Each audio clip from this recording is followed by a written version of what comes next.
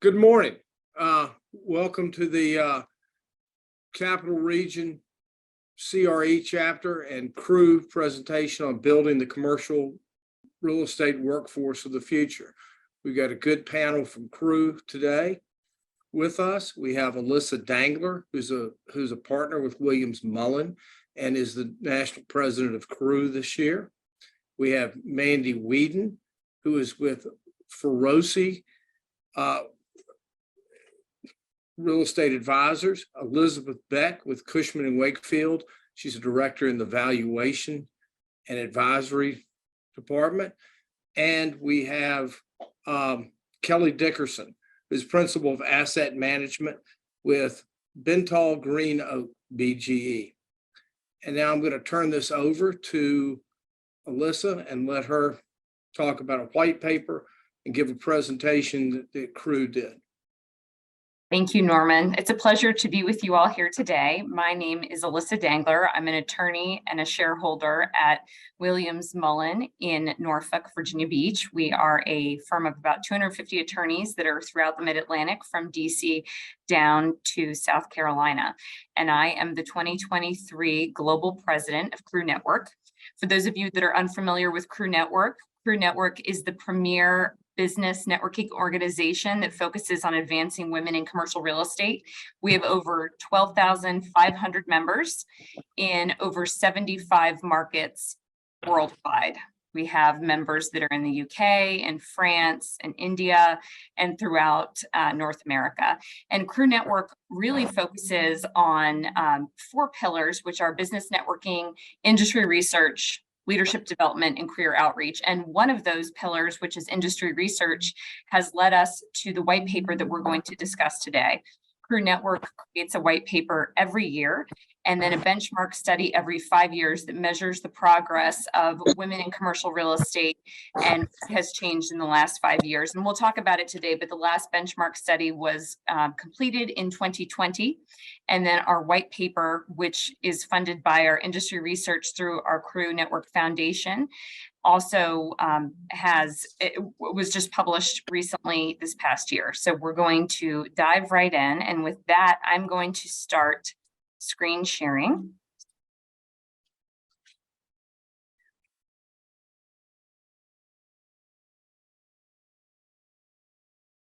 Excellent. Okay, so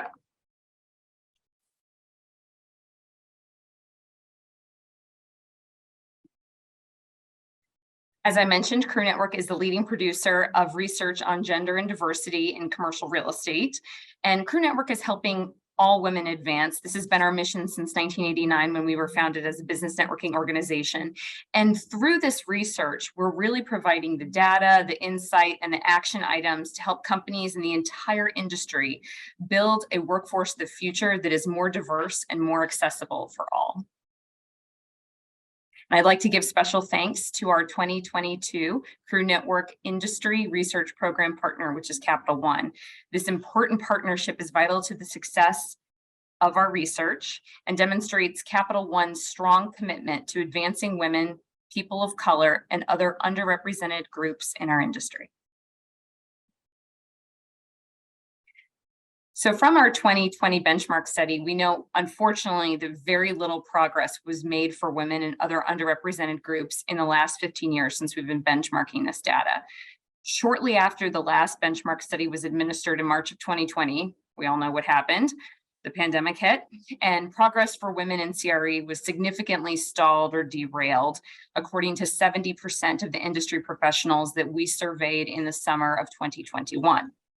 Our latest industry paper, Building the CRE Workforce of the Future, examines the current state of the CRE workplace and what employees want for the future to have a more equitable and inclusive industry. By reading this paper, you are going to gain information, insights, and best practices on the following topics: pay equity, retaining workers, work-life balance, well-being, advancing women, hybrid work, return to office, and finding talent in this very complex and very competitive market. And while the focus of this paper is on women and those that identify as women, the impact of these workplace practices and their interconnection really applies to any company that's wanting to create a more inclusive, supportive, vibrant, productive, and more innovative workforce. So let's dive right in.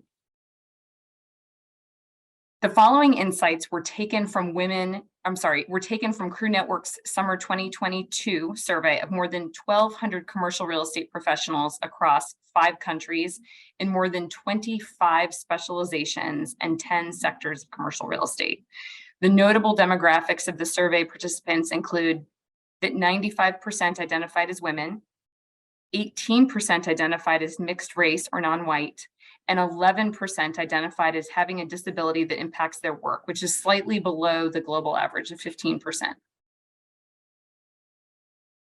Starting with a positive note, more than 92% of respondents said their companies are inclusive. And we refer to inclusivity in the definition as the practice or policy of providing equal access to opportunities and resources for people who might otherwise be excluded or marginalized, such as those having disabilities or belonging to other minority groups. 48% said their company is very inclusive. 44% said somewhat inclusive, and unfortunately 8% said not inclusive at all. However, 29% of respondents said that women in their work location left the company voluntarily in the last 2 years as a result of the pandemic. And this is an increase from the CRE Network survey that we did in 2021, which was at 24%. So of that 29% of women that left their work location, 95% reported that they had not returned. And a statistic that will not surprise many of you, since the start of the pandemic, 1 in 4, or 27% of professionals in commercial real estate surveyed have taken another job at another CRE company.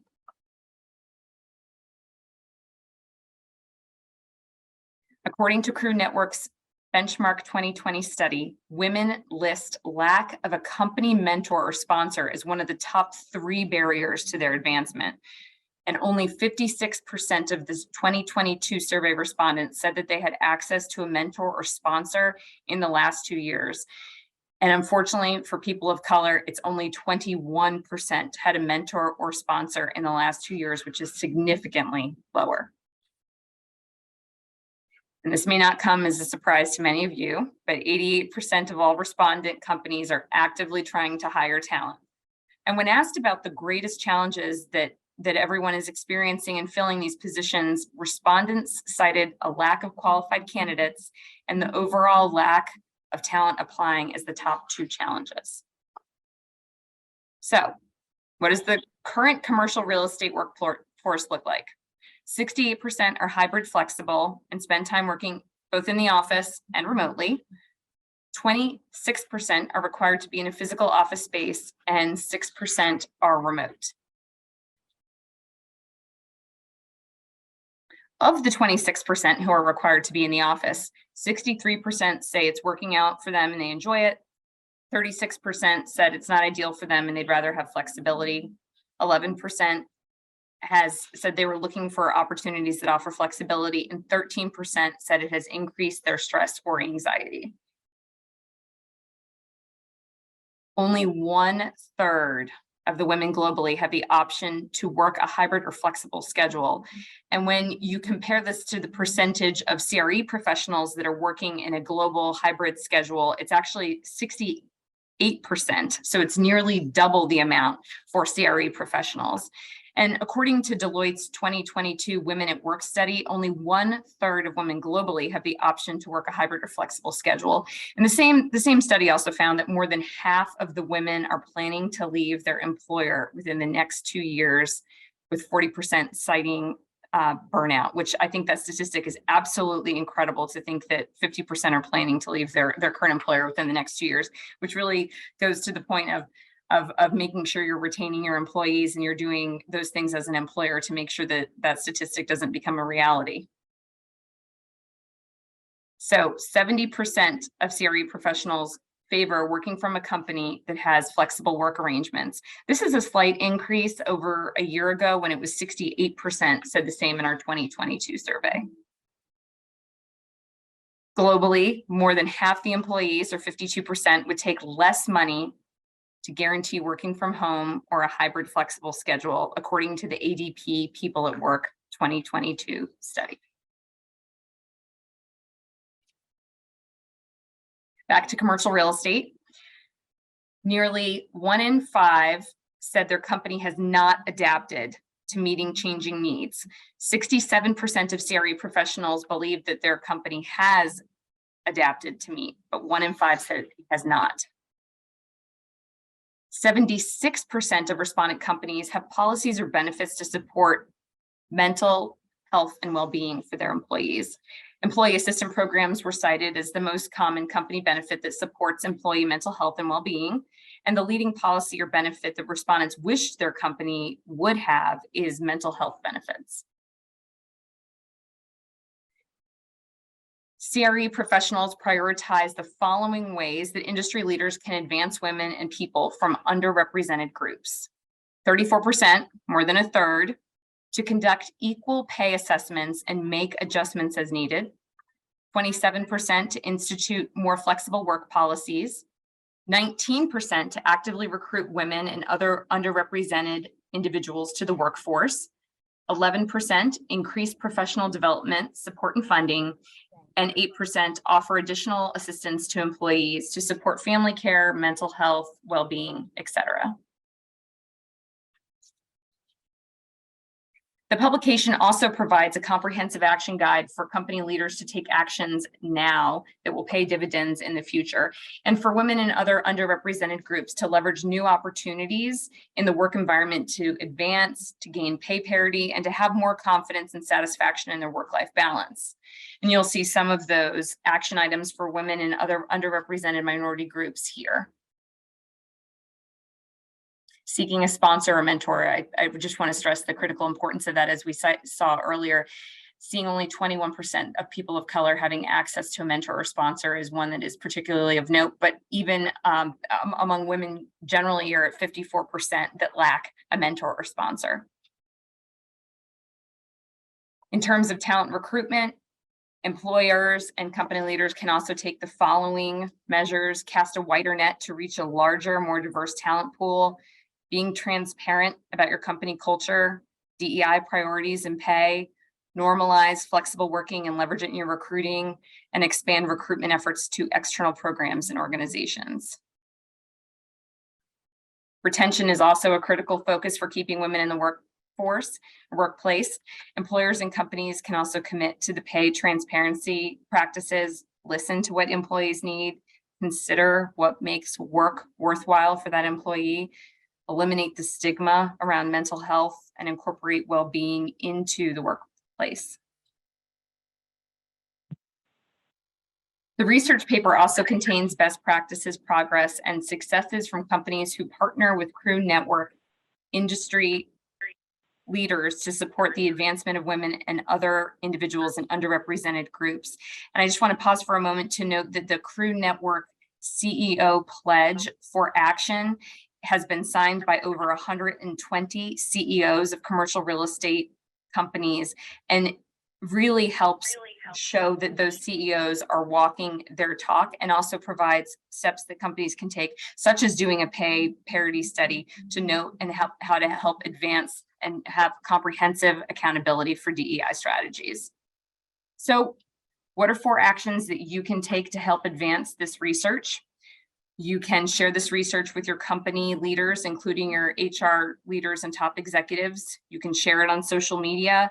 You can plan an event or a way to share this. We're going to share the research with everyone. And we also have a marketing toolkit and an ability to also download the paper that's straight from the CRE Network website if you are interested. The toolkit also provides a PowerPoint presentation, social media posts, Instagram posts, and more. You can reach out to Laura Lewis, who's actually on this call at CRE Network, and she's able to provide more information. So thank you very much for the opportunity to be here. And Norman, back to you. Great. Thank you, Alyssa. All right, what we're going to do now is we're going to move on to our panelists and sort of like to get their take on the status of DEI in the commercial real estate industry today. Also, I'd like to remind everybody that, keep your mics muted, if you will. And if you want to ask some questions, you can use the chat function within Zoom. I'm going to let Kelly Dickerson take over now and give us a little intro of herself and give us her take on things. Thanks, Norman, and thanks, Alyssa, for that wonderful presentation. As mentioned, I'm a principal of asset management with Bentall Green Oak, otherwise known as BGO. We're a global investment platform with about 80 billion of assets under management. And my current portfolio has a wonderful combination of office, multifamily, retail, and industrial assets valued about 1.5 billion. But I began my career in '95 in property management. I learned the intricacies of building operations and found that went very well with my education, which was not in property management. And then I joined a very small Dutch firm and jumped over to asset management in 2000. And I spent the last 16 years with BGO in all of its evolution, thriving on challenges that require strategy and yield success for my clients. BGO has a lot of offices. I'm in the DC market, but over the last 2 years, just like everyone else, we've had our own culture revolution. As a result, we formed an equity, diversion and inclusion council, and I was appointed to that. And I also became a member of our employee resource group, the Black Professionals Alliance. And that was probably the first time in my career that I was acknowledging who I was while being present as a professional manager, a professional person. And that was a big deal. And that's something that I couldn't stress enough and think is oddly profound to be that deep in your career. I'm a proud member of CRE DC and CRE Network, and I was just as proud to read all of the reports that have come from CRE. Over 20 years, over 15 years, nearly 20 years of reporting has made it very clear that there still aren't enough of me.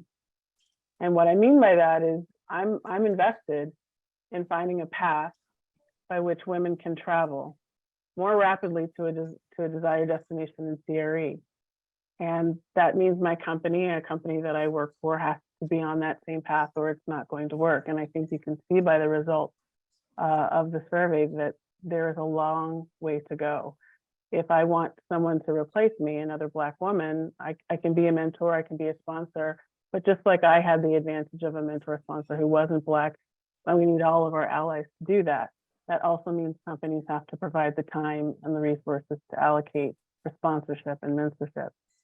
It means that I have to do my own work in retaining talent and bringing to the forefront a diverse perspective in how we hire and why we hire. And that also means that I have to look for other avenues, and create an atmosphere of inclusion. And that is something that all companies are struggling with. But as you can see, in part of our CRE report, 36% of HR leaders indicated that they're having a hard time ensuring executives are accountable for DEI outcomes. And that's a major issue, right? That's a very disheartening problem. That's reflective of the fact that there's low diversity in leadership and in the pipeline. And the C-suite has only 29% women, and of that, 17% are racial minorities. So instead of creating a revelatory company culture, DEI has become about enforcement, I think, in the last year, and seen by some company leaders as simply another obstacle to tackle rather than an investment in productivity. At the mid and senior level leaders, there's a little bit more inclusion there for women and for racial minorities from other sources. But at the end of the day, there's a notable absence of diversity, and that results in the EDI outcomes being stifled.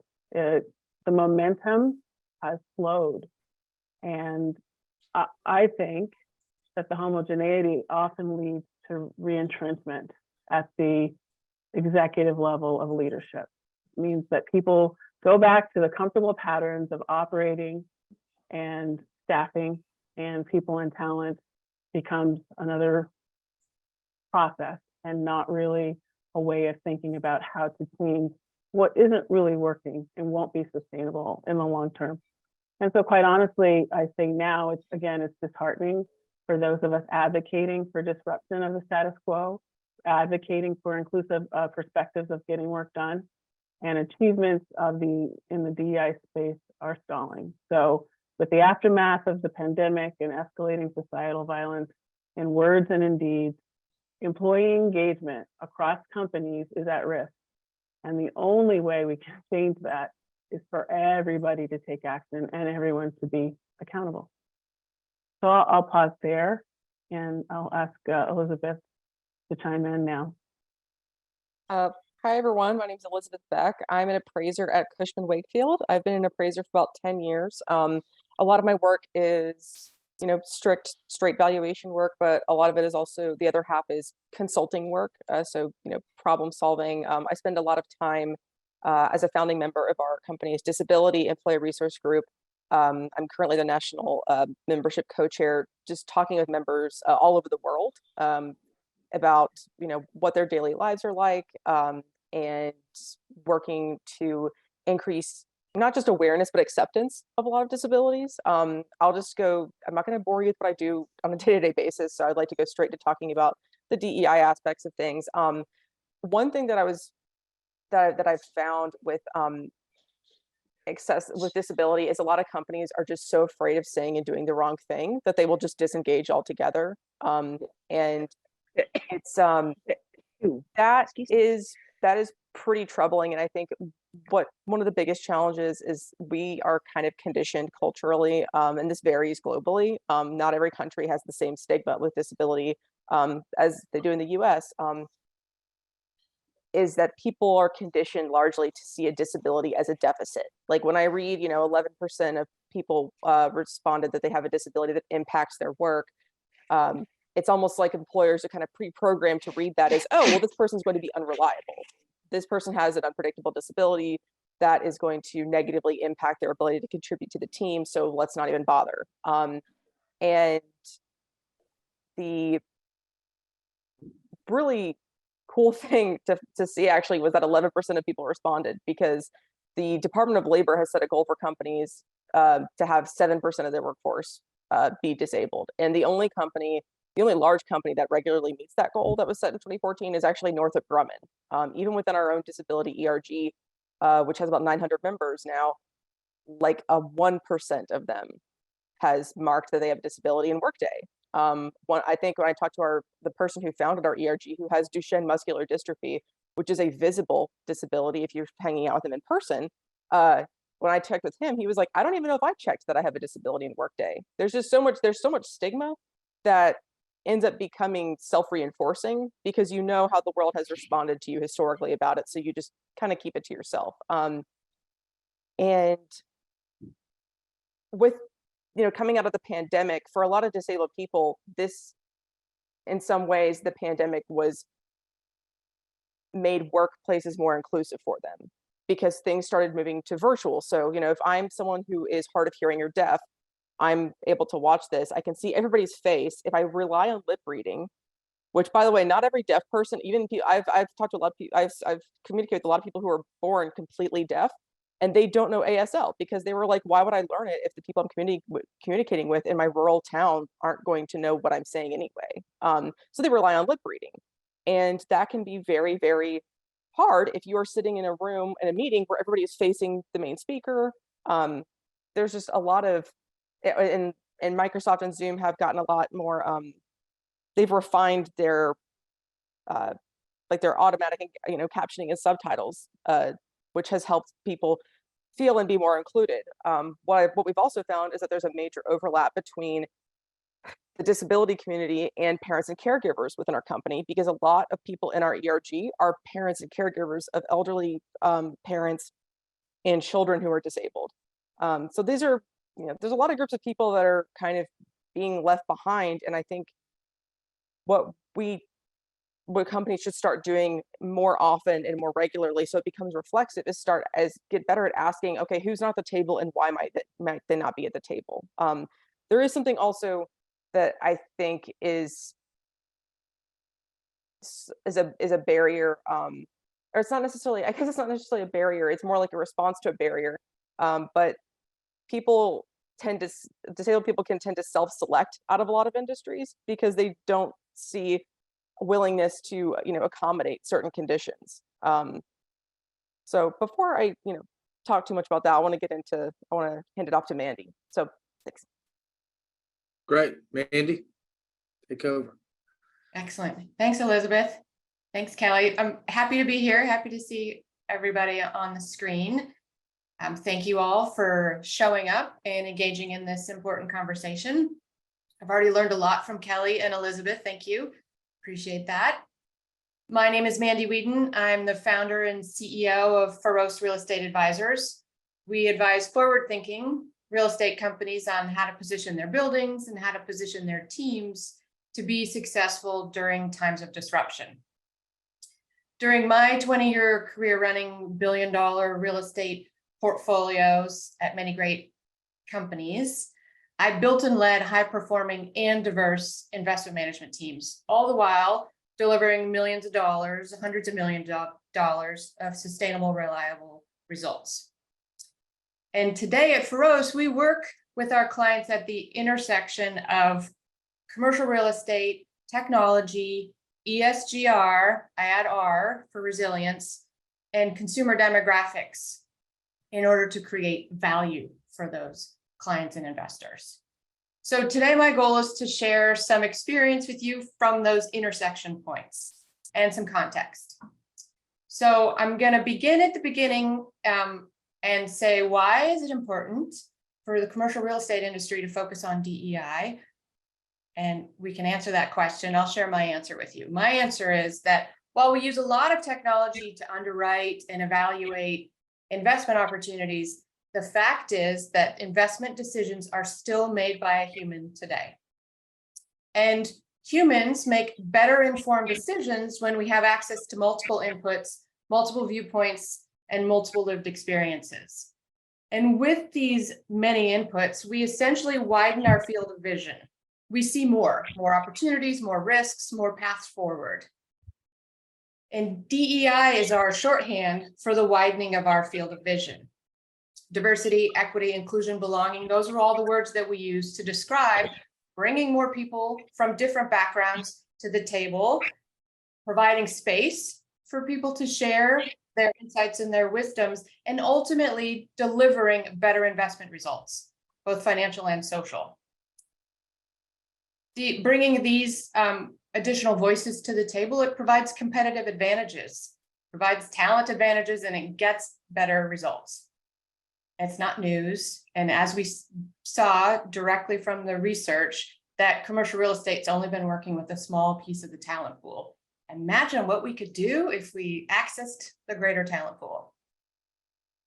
So now let's take a step back and look at DEI in the context of two of the significant forces that are impacting the real estate industry today, ESGR and demographics. So while many of you are aware of ESG and ESGR, for this conversation, let's level set by defining it. Environmental, social governance, and resilience. It's a comprehensive approach that investors use to evaluate investment decisions by applying a discipline of a framework that is looking to achieve both strong risk-adjusted returns and positive societal impact. You must meet the goals of today without compromising the future. And DEI is a piece of the robust ESGR strategy. And many times it's housed under the S pillar, the social pillar, or the G, the governance pillar. Regardless of what you're reading in the headlines, ESGR is here to stay. The horse has left the barn. It's a gating criteria that investors use to determine if you have your house enough in order that they're willing to give you money to manage on their behalf. So how much should you care about ESG and DEI as a part of that? 121 trillion US dollars. That's the assets under management across the owners and investors who have signed the UN Principles of Responsible Investment, where they publicly committed to integrating ESG factors into their ownership and their investment decisions. $121 trillion. It's a lot of money that has an ESG lens requirement with it.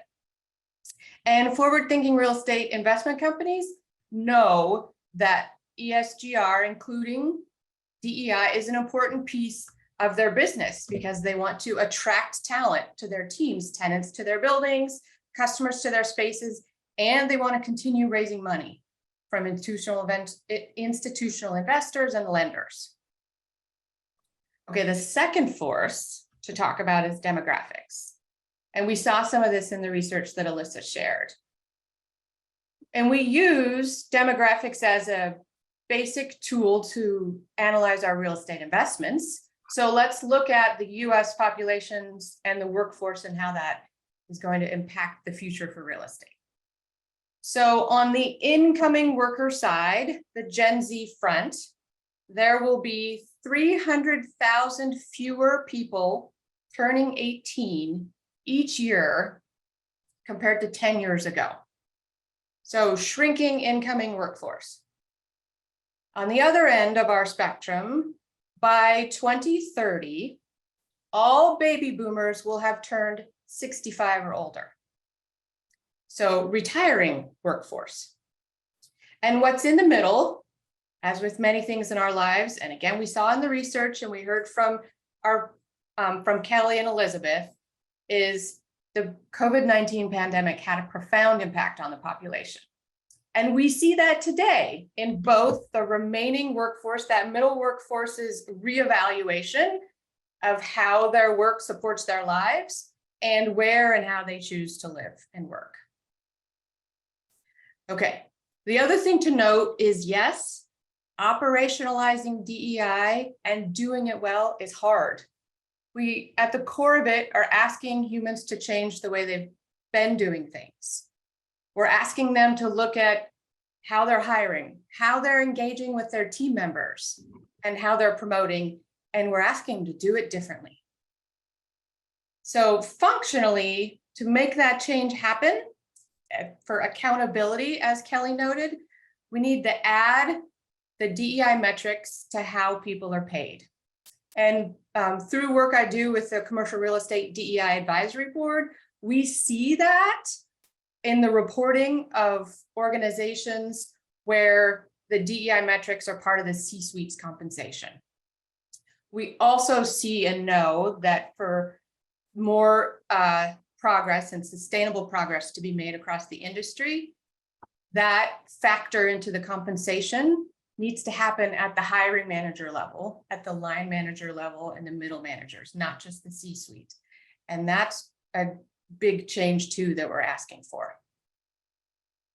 So with these pressures of ESGR, the changing and shrinking workforce, and the reality of DEI on the ground, necessity becomes opportunity. The organizations that are aligning their employees' needs with their growth strategies are winning. That alignment is providing them a competitive edge. And so think about where you and your organizations are on your own journeys to capitalize on this opportunity. How are you set up to win? What are you going to do next?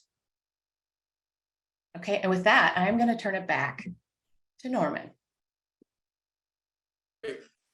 Thank you. All of you have given us great insight into this and great experience. And so now we're going to go to sort of question and answer period. I have one question that's, I don't know how focused it is totally on our topic, but as we talk about the changing workplace, and we see in the survey, and we all know how flexible work is so important. How are we going to balance that out if everybody is flexible and we're all working at different times? And in commercial real estate, you know, we all rely on different people. We need Alyssa as our attorney. And it's not convenient to get in touch with her at 2 a.m. if I decide that's when I'm going to work. And I sort of wonder how we're going to evolve and do that, because I have run into that with some things that we've worked on that, it's great, everybody's flexible, but sometimes it's hard for us to communicate in real time as much as we were used to in the past. And I'm just wondering if anybody has any comment to that. I do, Norman. I think I can speak for a fairly big company. And one of the biggest elements that are the outcome of a really robust DEI strategy as part of ESGR is trust.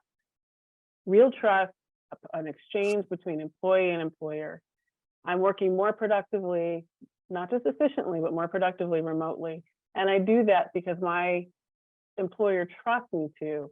And I know what my role is. My role is to be available during key hours that bridge East Coast, West Coast, sometimes rarely across the ocean, but East Coast, West Coast. My attorney, who's an outside attorney, my outside brokers, my in-house team, all of what I have to do has to overlap with those people. I lead certain teams and I'm participants, and there should be no hesitation to trust their employees to know that they have to be available among that flexible work time, to be there and available and working when it is the most beneficial. That means they come in the office when they need to as well. And I think if you set up that dynamic and you continue the communication of expectations, that you shouldn't run into that problem as often. Now, will there still be, to an extreme example, will there still be issues? Yes. When you give family leave to all people who need it as a benefit in your company, there will be times when you are stretched thinner because 2 people are out on family leave. And that doesn't fall along a cultural stereotype anymore. So a young man might be out with his new baby, a woman might be out with caring for her parents, and that means now everyone has to stretch.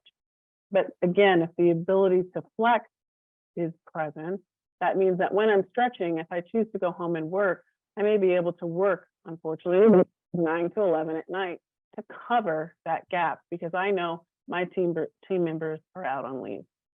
So I think that works. It works in practice for us. It's not easy all the time, but it is doable. Elizabeth, Mandy.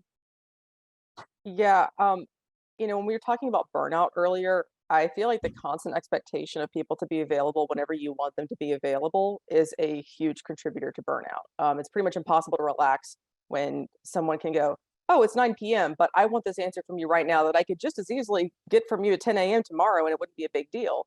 When I talk to my parents about this, they're like, yeah, I remember when I worked and my boss wasn't bothering me via email because we didn't have email.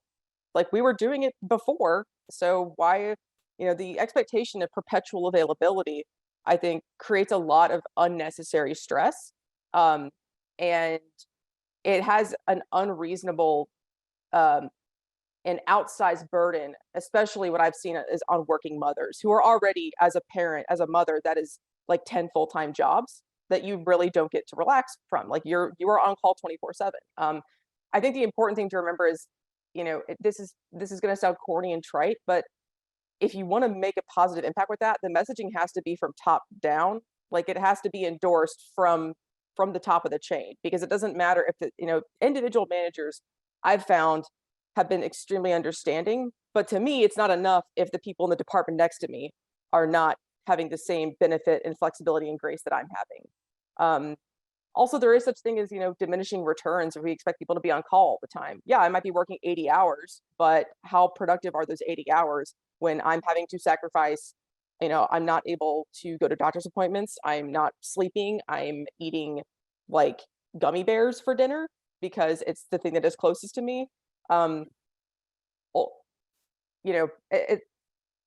think there's a reputation for like ESG and DEI to, it's like, oh, this is all really touchy-feely stuff. And no, like we're people, and becoming an appraiser, I did that because I'm disabled. My dad's an appraiser. And when I got out of college and had like a mental breakdown because I was like, I don't know if my chronic pain is going to let me have a normal office job. Like I'm going to get fired because I'm going to be up till 4 a.m. in pain. And then I'm going to, log in, be at my desk at 9 o'clock and be completely useless for the rest of the day. And he was like, okay, well, do you want to try the thing that I do? Like, let's just do that. And, I'm able to be productive because I work irregular hours, but that doesn't mean that people aren't good at their jobs just because they're working different hours. And I work at a global company too. So, you know, there's people I'm working with people in all different time zones. Every single person has needs, and those needs can be acute or chronic or episodic. And I think a lot of companies are way too quick to just draw arbitrary battle lines of what they will and will not allow their people to do, which in a lot of cases is just being human. So, you know, we can, you know, look at the hard data and research on it, but there's really no substitute for actually talking to your team members. And, you know, the best manager I've ever had, who empowered me to do more than I had been doing, you know, at any point in my career, told me to, like, straight to my face, nothing that we do within the walls of this company really matters. Like, what matters is you and your health, because if your health is cratered, you can't do your job you're not gonna be able to do your job anyway. And he actually meant it, you know, like, when it comes to, and especially when it comes to, you know, including people with disabilities, I think a lot of managers in the abstract, they're very, very like, in their mind, they're like, I would never discriminate against a disabled person. But they're not thinking about, okay, this person might require more doctor's appointments throughout the week or throughout the month than the average person. And they can't, and they can't control what time their doctor is available for that. And so, you know, Let me break in and ask our panelists and everyone here, do you feel like we're making progress? I mean, today, and now that we're sort of coming out of COVID, we're trying to figure out what the new normal is going to be. Do you feel like that we are making more progress? We certainly hear about this in the last, week. The number of programs I saw, ULI is doing an ESG program coming up, I think March 15th. But we're hearing a lot about it, but is action being taken? And do you feel that you're seeing improvement? So I will share that it feels like we're in the middle of a messy situation, probably because we are, right? What the way of working before was one way. We did something during the pandemic to address the immediate needs, and now we have an opportunity to build the future and what it looks like. And we're trying things. Some organizations are trying things and it's working, and some are just going back to the way they were. And all of this requires thoughtful communication, actually engaging with what's working, what's not working with your employees and your customers, and then making changes going forward. It's not going to be static. So we're in the messy middle. Is it better that we're actually in the messy middle? Yes, because things are changing. The change is forced by some external factors, but are we close to being close to having visibility on what it'll look like? Not yet. Definitely a changing world. All right, any questions from some of our participants? Norm, it's Debbie. If I may, I'd like to pause for the cause, and as the vice chair of the Capital Region Counselors of Real Estate, I'd like to thank the crew team and everybody who's dialed in, zoomed in today, because this is such an important topic, and we're so grateful that we've been able to team up. And Counselors of Real Estate are also doing a lot of work in this regard. We have a DEI, we call it DEIB, added belonging committee that started over a year ago, and I am a part of that. And as publisher of Real Estate Issues, our premier real estate publication, I encourage all of you to subscribe. It's a great deal. It's free. We have what I believe are great articles. We just published a global outlook. We would love for you to consider writing articles for us, and please check us out. I will put a link to the subscription in the chat after this. So thank you. Great. Thanks, Debbie. Elaine, I see you have a question.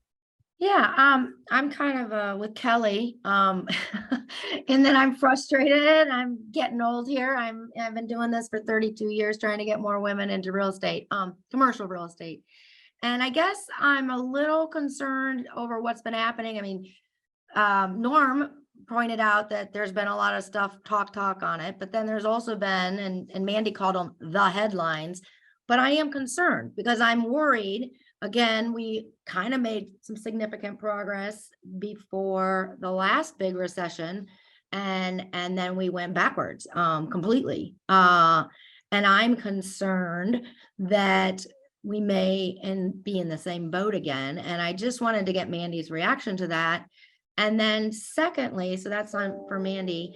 And then secondly, I really applaud the comments being made about disabilities, and I'm curious if I'm the only one that in this call, and everyone can just raise your little paw.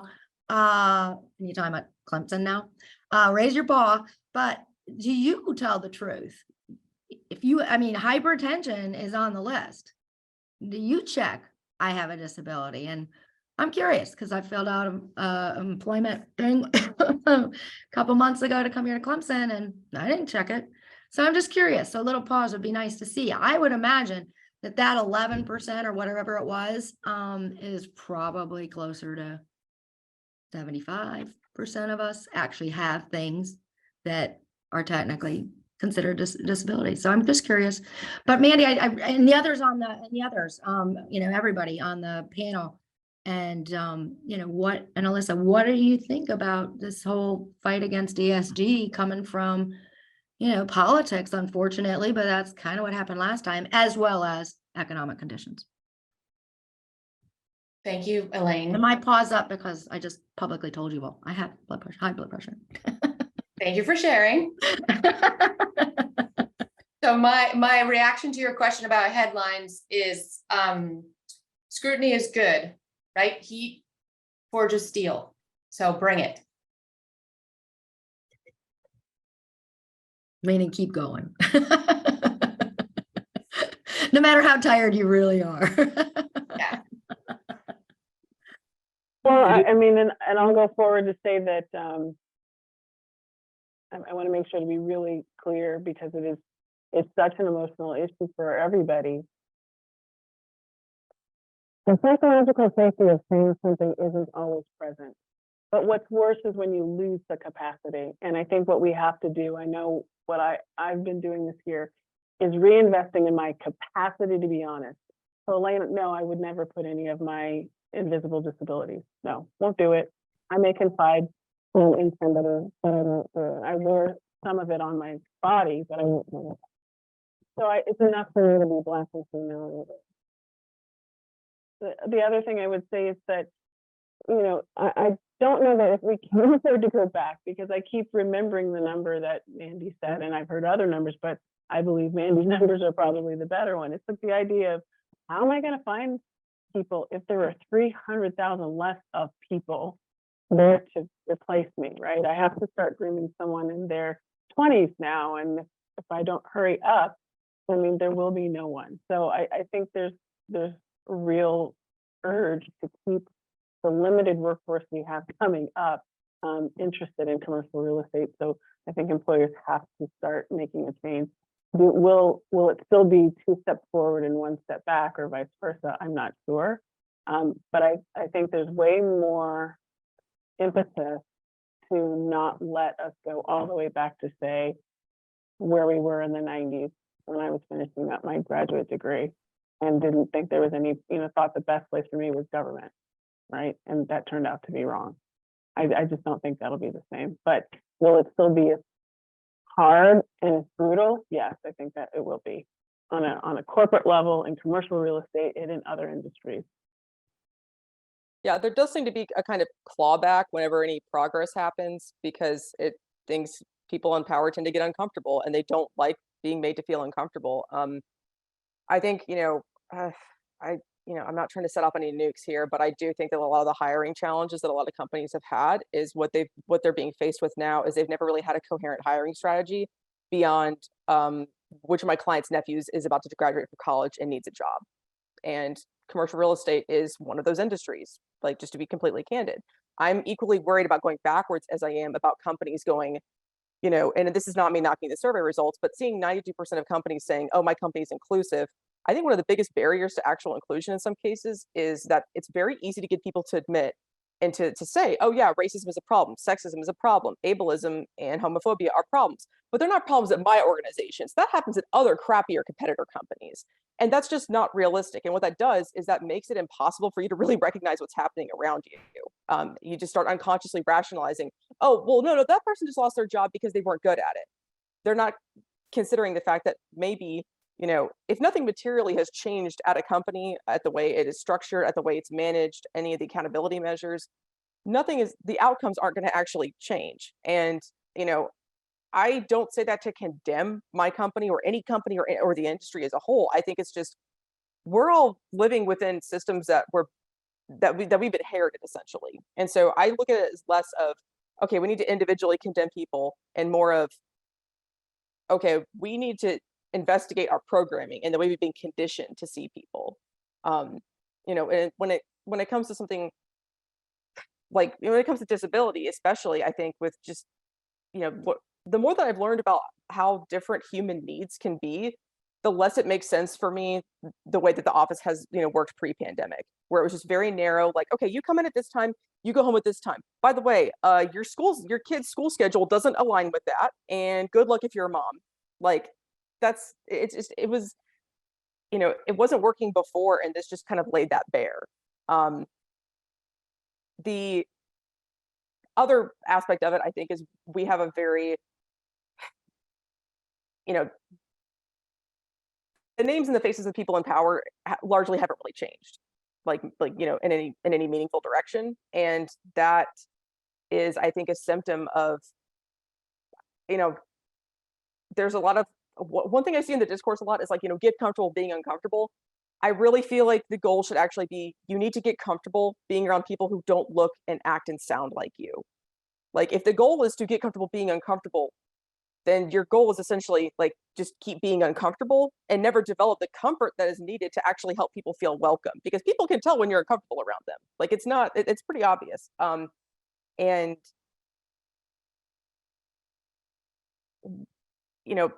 just because someone didn't play lacrosse at Duke, with one of your cousins, doesn't mean they can't be an incredible contributor to your team. As an example, just as an anecdote, I had a member of our ERG like just cold call me because I guess I'm loud enough that people know who I am and they feel comfortable reaching out to me. But she just cold called me. We've been talking for 3.5 hours about a lot of the stuff that she's been dealing with her disability and on her team. And when she was telling me about what she was dealing with, I was like, I think that you could be reallocated to a team where you wouldn't be as stressed and it'd be easy for you to manage your disabilities. And she's now been on that team for 6 months and she's thriving. There's this tendency for companies to be like, well, it's not working out because you have this need, so bye-bye entirely. And it doesn't have to be like that at all. There's plenty of ways to, help someone find their niche and make the company work better entirely as a whole. As an example of what helps, something that, an asset that disabled people can bring to the table. So according to Yale, 20% of the population has dyslexia. That is a lot. But if you grew up in like the 80s or 90s, what you probably had was like, you were just called dumb or lazy or stupid. And having difficulty reading and processing written text means that you develop other ways to process the world around you, and you learn how to read cues in different ways. And when you have people on your team that are able to do that, they're going to see things that you can't. And we need that. Great. I have a question, Norm. Sure. So you talked about mentoring, and I think was part of the survey, and I've always thought that was really an important thing. I had a mentor outside of my organization, but she's the reason I'm sitting here. She's the reason I got my master's degree, I feel, and did everything that I've been able to do in my career. So a lot of companies don't, I know there's a lot of concern. There's all the sexual harassment stuff, people getting close, people, I did have a mentor at work for a while, and, we'd go out to lunch and people were like gossiping about us. So, we have all that stuff. But does CRE have any kind of mentoring program?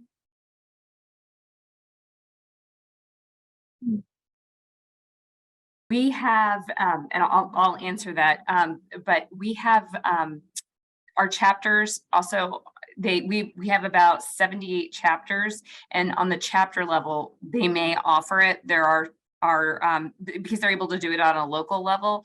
We also have councils. We have an emerging leaders retreat that's coming up later this year that's going to focus on bringing in the future female leaders into the pipeline and really help provide and connect them in with each other. So we have other programs that we're working on that aren't necessarily a formal mentorship program at the network level, but there are many chapters that do have those set up. Thank you. And Alyssa, do you want to share about the Network Foundation Scholarship?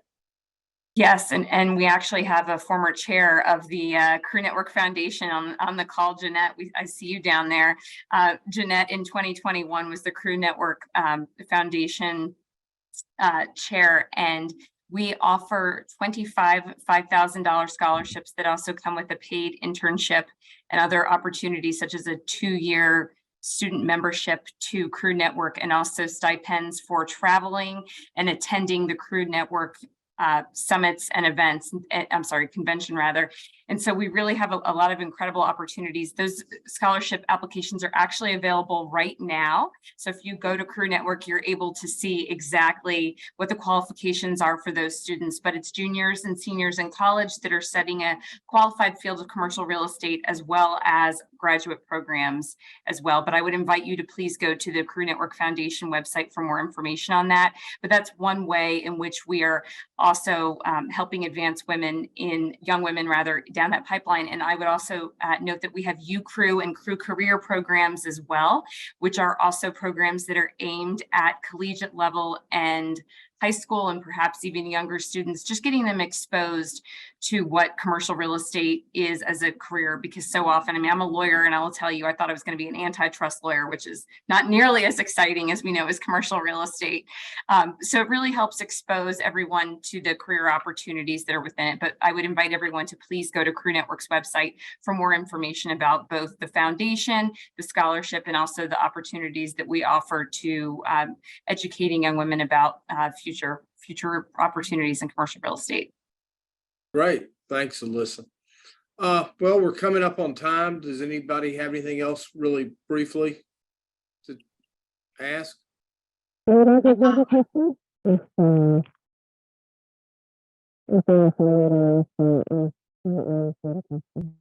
Sorry, we can't hear you. Yeah. Let me just pipe in for a second. I'm what real Thank you, estate, I'm what real estate appraisal used to look like, Elizabeth, and still does, unfortunately, for the most part. And I'm on my way out, but I go back to being on a 1990s diversity advisory council in a corporation. So I've slow walked this thing for a couple of decades. And my big concern when you read the statistic that now 92% think that their organization is inclusive is that is on paper.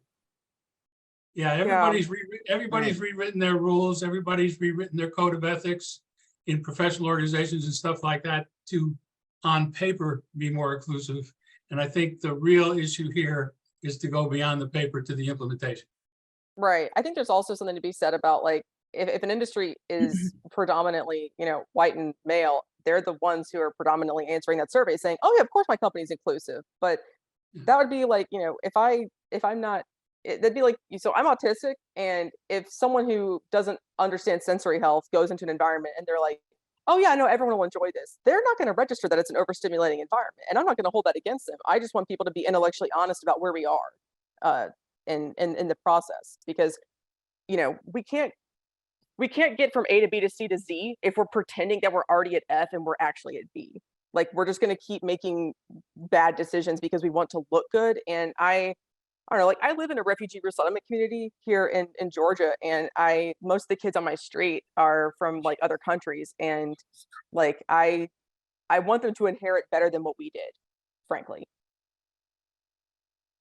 And I thought, John, you were going to do one thing, which we really do need to do. And that is, again, we need to get more diversity in the leadership roles and in these major organizations that do have some influence on associations that do have influence. And again, the Counselors of Real Estate is actively seeking to diversify our peeps.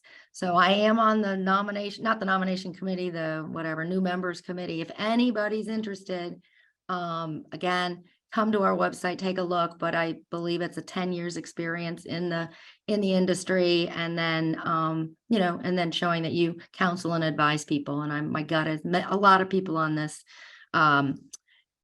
screen will qualify. So please reach out to us.